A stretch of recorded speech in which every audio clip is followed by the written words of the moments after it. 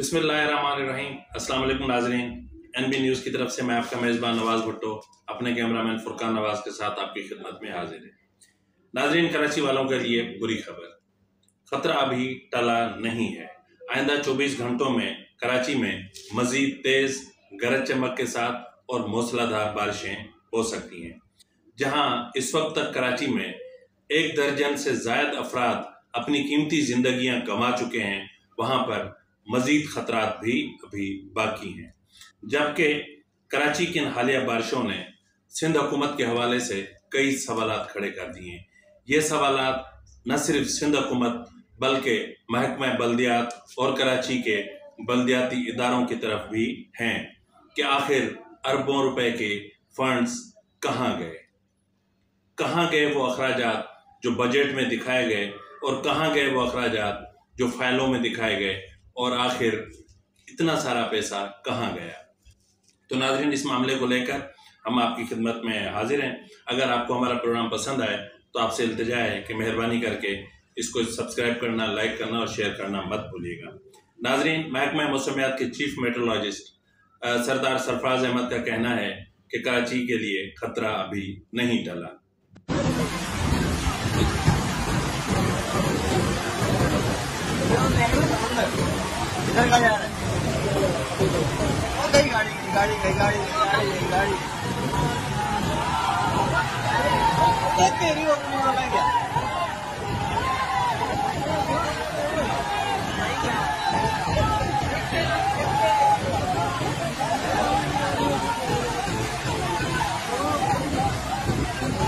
बारिश बरसाने वाला जो एक मजबूत सिस्टम है वो केटी बंदर के पास मौजूद है, और हवा का कम दबाव इस वक्त ठट्टा और बदीन के दरमियान है।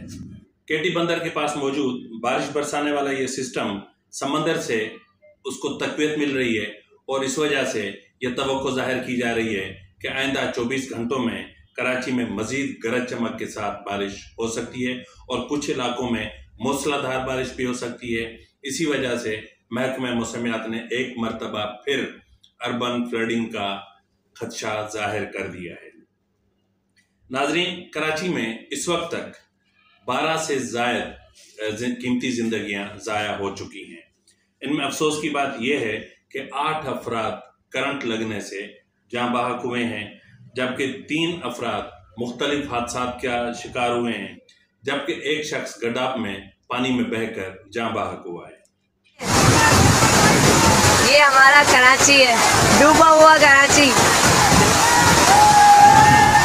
लोग कितनी स्पीड से यहाँ देखें, ये बाइक जा रही है, देखे जैसे कि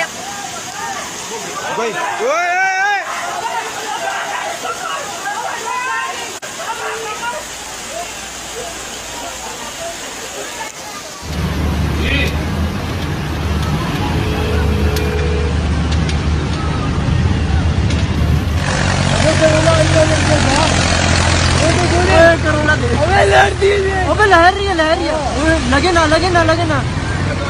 बिस्मिल्लाह बिस्मिल्लाह बिस्मिल्लाह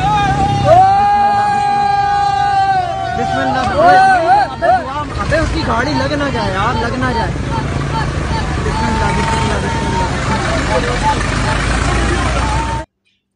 नाजरीन, करंट लगने से हर साल 1 दर्जन से जायद या थोड़ी से कम अफराद अपनी जिंदगियों से हाथ खो बैठते हैं, लेकिन के इलेक्ट्रिक से पूछने वाला कोई भी नहीं है। नाजरीन, नेपरा वाले जहां के इलेक्ट्रिक की दरख्वास्त पर कराची के अवाम पर बिजली तो गिरा देते हैं, वहां कराची के अवाम को रिलीफ देने के लिए उनके पास शायद कानून मौजूद नहीं है कि हर साल कराची में 1 दर्जन के से जायद या थोड़े से कम लोग अपनी जिंदगियां गंवा बैठते हैं, लेकिन के इलेक्ट्रिक है कि उससे कोई पूछने वाला नहीं है।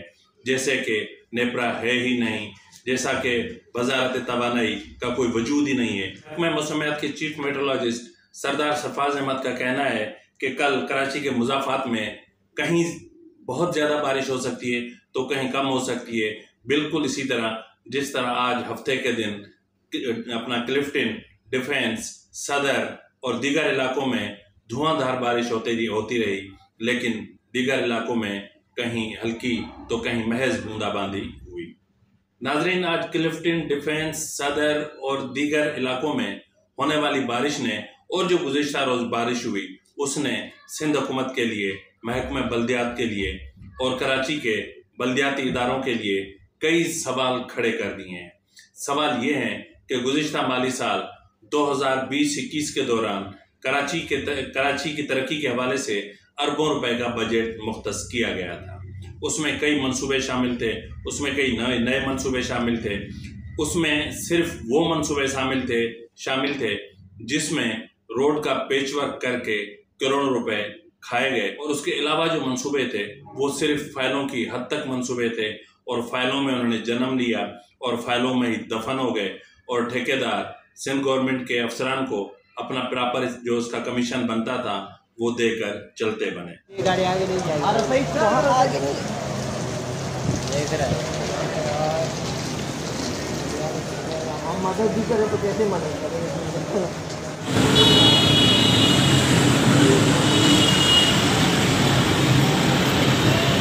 नाजरीन, क्या ऐसा नहीं हो सकता कि कराची समेत पूरे सूबे के तरक्याती मंसूबों के लिए सिंध गवर्नमेंट जो फंड्स जारी करती है उसके लिए एक चेक एंड बैलेंस का एक प्रॉपर सिस्टम मौजूद हो।